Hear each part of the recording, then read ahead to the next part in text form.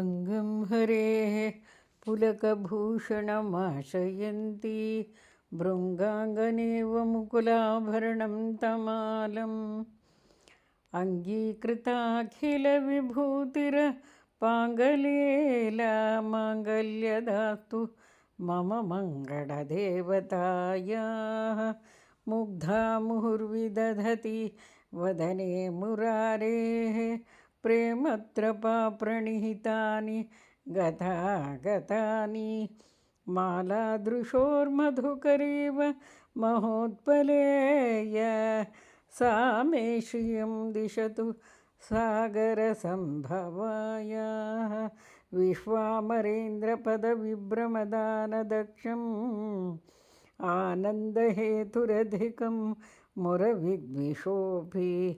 ईशन्निषीदतु मयि क्षणमीक्षणार्धम् इन्दीवरोदरसहोदरमिन्दिरायाः आमीलिताक्षमधिगम्य मुदा मुकुन्दम् आनन्दकन्दमनिमेषमनङ्गतन्त्रम्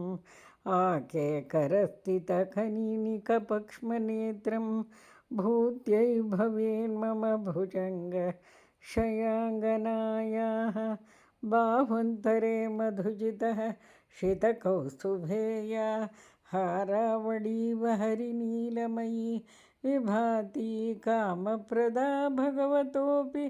कटाक्षमाला कल्याणमावहतु मे कमलालयायाः।